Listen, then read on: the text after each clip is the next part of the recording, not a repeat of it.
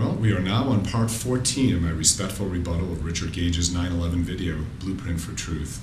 I have offered up 171 reasons for natural collapse so far, and I will add several more in this section as we talk about the number and the size of the fires and the symmetrical destruction of Building 7. Gage asserts that Building 7 fires were not severe enough to cause a fast global collapse. He reminds us that no plane hit Building 7, that no major structural damage was caused by the debris from the crash of the Twin Towers, and that no tall steel frame structure had ever collapsed due to fire before. Richard and his fellow controlled demolition advocates tend to minimize the fire damage by quoting the NIST report itself, which reports fires they can actually observe as open flames in photos and videos, even though the fires inside the structure may not have been visible. In addition, they often quote NIST's draft report of the fires, even though the final report shows pictures of more fires on more than 10 floors, like they had in the draft report. Richard also contrasts videos and photos of huge fires in steel-framed buildings with the NYPD picture of the north face of Building 7, on the side where the fires were the least severe. I am concerned that those other images aren't shown because the 9/11 presenters want to minimize the damage that actually happened. Richard also stated that, quote, NIST never acknowledged the evidence of implosion as quoted by FEMA, close quote. Well, FEMA used the term implosion and NIST used the term collapse, and the collapse that they describe is indeed one of a building falling inward upon itself. This is yet another way to try to prove that NIST is dishonest, but it's worth mentioning that NIST's initial hypothesis included diesel tank fires setting off the collapse, structural damage from the tower collapses, and eventually NIST rejected both of these hypotheses in their final report. And even David Chandler has said that NIST made more of a correction than they had to after they got public feedback on their draft report, recalibrating the building's collapse measurements to show freefall for 2.25 seconds. Which side of the Burning 7 building gets shown? NIST showed all sides. 9/11 truth videos tend to show just the north face. World Trade Center 7 likely had points of origin on 10 floors.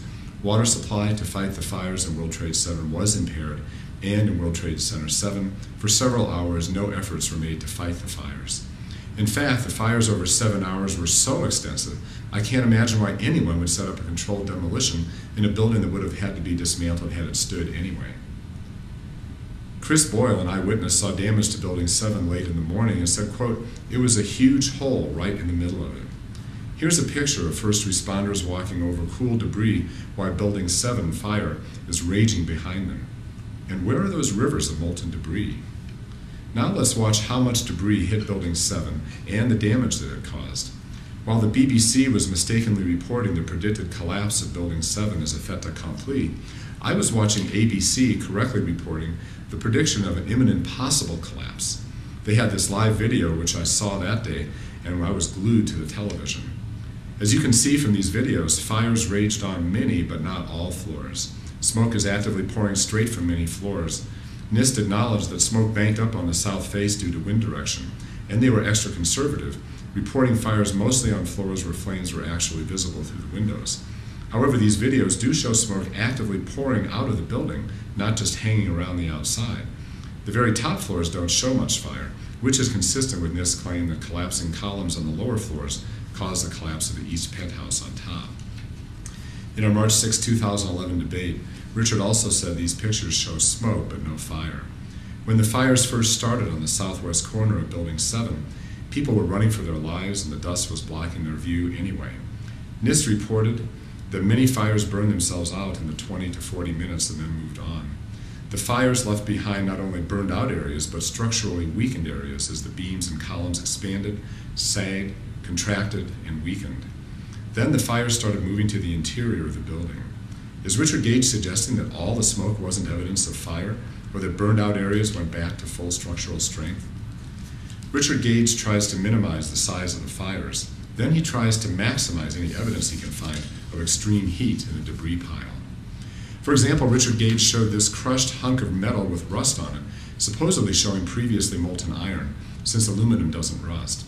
He talked about temperatures in the 3,000 plus degree range that must have created this molten iron meteorite in the collapse. Well, is this true? Let's take a closer look, literally. Zoom in a bit down there and you'll see scraps of paper embedded in the meteorite. You can't even read some of the text. I imagine paper withstanding extreme crushing forces is possible, but does it burn at Fahrenheit 451? A minute ago, I asserted that there was no water to fight the fires in Building 7, a NIST claim that is backed up by several eyewitness firefighters. 9/11 Truth researchers try to cast doubt on this assertion with this picture of firefighters using a hose shortly after 1:30 p.m. See, they say plenty of water to fight the fires in Building 7. But a 9/11 FDNY first responder told me that, quote, they had what appears to be one hand line. There would never have had enough pressure to get the hose to the 7th floor or above in the 7th building. Too much hose would have had to be stretched into an unstable structure, further endangering firefighters' lives unnecessarily, close quote.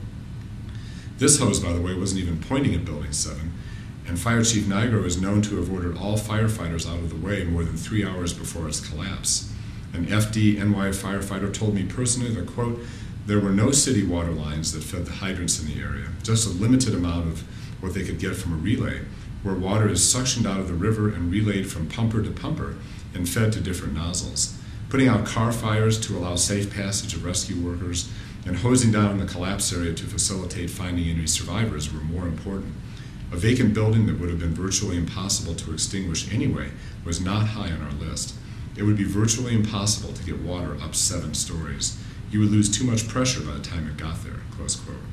Clearly, for several hours, the firefighters were unable to effectively douse the flames of this 47-story building.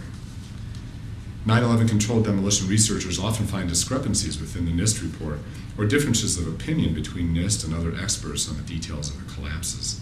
For example, the fires in Building 7 are explained in the NIST report with photos and simulations. NIST said the fires on floors 11 to 13 persisted in any given location for approximately 20 to 30 minutes, close quote. 9/11 researcher Chris Sarnes says, according to NIST, quote, the fire was burning under the beams in the girder between 2:30 and 3 p.m. The fire was burning in the area of the collapse along the north face at about 3:05 p.m. Here is a photo of actual fire pouring out of the 12th floor. By 3:10, it had spread to the northeast corner.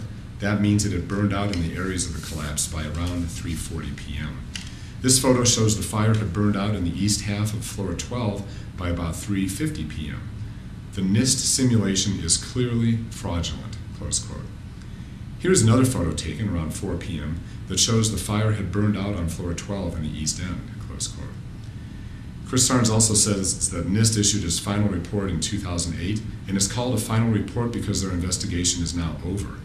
In a personal conversation with Michael Newman at NIST, he said that it could be reopened if major new information came along that changed their conclusions. Has Chris Sarnes found evidence of NIST fraud? Dave Thomas, a mathematician and physicist, disagrees and told me personally that, quote, all that Chris has actually found are scientists considering multiple working hypotheses while trying to solve a difficult, complex problem. Look at the photos along with the fire simulations. In this third picture, there is smoke coming out of the 12th floor, so perhaps the fires were inside the north wall at the time, but no longer on the edge. And in general agreement, this is like the NIST simulations. On page 48 of the NIST report and the PDF report, they explain, quote, while use was made of the appearance of flames and window breakage in photographs and videos in formulating the simulations, the investigation team realized that the timing of the simulations might not align exactly with the timing of the fires on September 11, 2001, close quote. In my mind, the most important question is, was it demolition or not? Questions like, did NIST get it perfect? Did Shyam Sundar at NIST explain everything perfectly when he was reviewing the draft report? These are much less important to me. The Council on Tall Buildings and Urban Habitat has expressed some disagreement with aspects of the NIST report, including the issue of thermal contraction we talked about before. Its director, Dave Scott, was confronted with 9/11 Truth advocates who accused him of conflict of interest and the NIST report of being a fairy tale, using the technical critiques of CTBUH to support their attacks on NIST. David Scott replied directly, the Council would like to make it clear that it sees no credibility whatsoever in the 9/11 Truth movement, and we believe, with the vast majority of tall building professionals, that all the failures at the World Trade Center were a direct or indirect result of the planes that were flown into the two towers. We have carefully looked at the evidence that the 9/11 Truth movement presents, and we cannot see any credible scientific evidence of a controlled demolition on World Trade Center 7 or any of the other World Trade Center buildings. The Council considers that the truth movement is a distraction and should not obfuscate the performance issues which should be at the center of this debate about how best to continue to improve and develop fire and life safety in tall buildings. We believe that the failure was caused by thermal expansion, but perhaps the critical point of time was as the expanded beam returns back to its original position. This is part of the thermal expansion theory. David Scott continued, the NIST report is written by engineers and is about technical issues that can and should be discussed on a technical basis. The videos on the 9/11 Truth and AE 9/11 Truth's websites are not technical. There is no blatant evidence in support of controlled demolition. As chairman of CTBUH, I am well connected to most of the leading practitioners of tall building design. The Council represents organizations with well more than 100,000 employees. I do not know anyone of an organization or in the Council that supports the controlled demolition theory. The ASCE has an engineering membership of 120,000, and they participated in the production of the NIST report.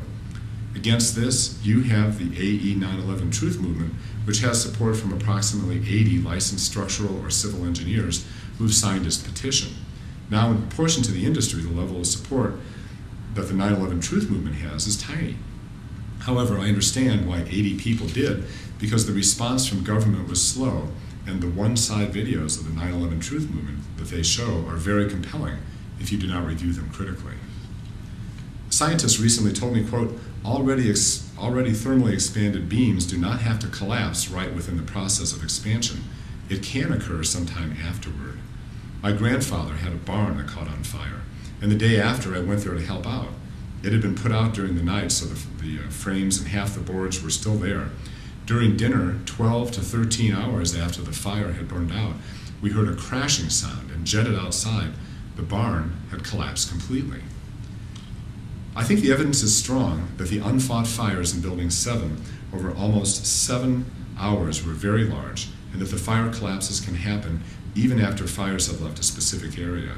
But when Building 7 came down, it came down pretty straight, and it went into, quote, a path of greatest resistance, as Richard Gage asserts.